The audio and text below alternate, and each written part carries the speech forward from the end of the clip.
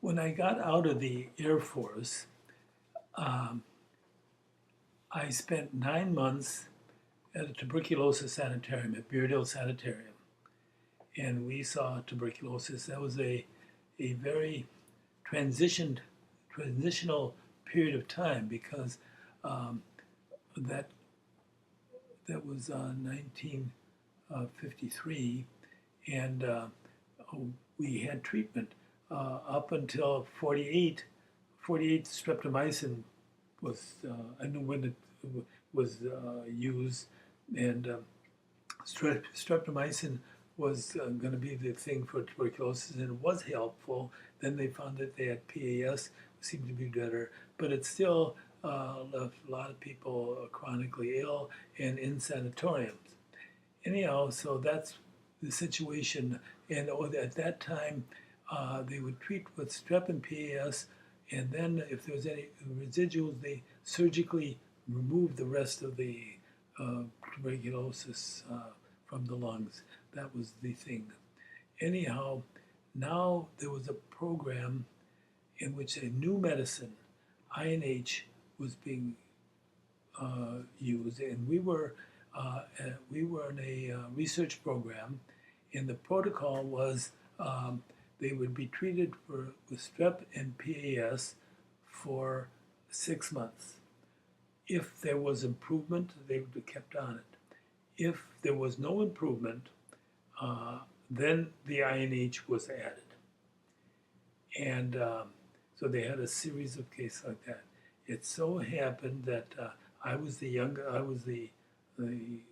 in the group of staff, and we had a Midwest meeting of TB specialists, I guess, and we presented, I can't remember, it was 20, 24 cases in which the situation was they came in according to the protocol, and they had 6 months of strep and PAS, and those that did not improve were given the INH, and it was dramatic that after the INH, they cleared up. And I was the one that presented it, so that was kind of startling. Then when I then I finished there in July of 43, and then I went to the VA. I spent a year at the VA. In the first month that I was at the VA, I was walking down the hall, passing by the X-ray department, and a doctor calls, I say, Maury, one of my staff men from when I was an intern, and he was staff at the VA, and he said, Maury, why don't you take a look at this? So he showed me a picture of a soldier who had spent a couple of years in India, and now comes in, and he's got pulmonary infiltrations and big liver, big spleen, etc. And he said they're they considering that he may have Kala-Azar. That's a tropical disease. And I tell him,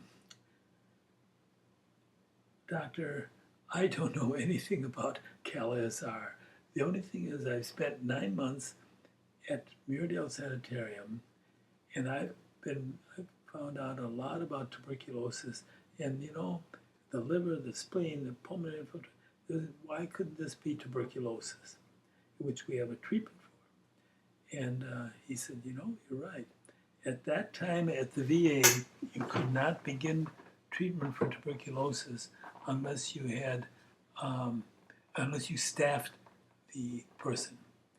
And that meant you had to present your case to the group of professors. Anyhow, I was chosen to present the case of this person, and they really laughed it out. They said, ridiculous. And that was it. And the patient went on to die, and at postmortem, he had tuberculosis. My reputation was made. I was the guru at that time. Okay, I want to add one little anecdote that's not in the sequence either, but anyway, many years later, we had a reunion of our of the medical school group, and there was the questionnaire and ask all sorts of questions about what you've done in all the years that have transpired. And one of the questions was, what is your most vivid memory of medical school days? And I gave a conventional response. My most vivid recollections was making rounds with Cecil Watson and Dr. Baker, who were really giants in their field. And anyhow, that was more or less conventional, nothing too unusual. Anyhow, one of the fellows, his response was his most vivid memory is repeating the second year. That was the first we knew that he had to repeat the second year. But it was interesting interlude. I think that I think I've exhausted myself. I think I'll just stop right here, and uh, we'll see when we do this again. Okay.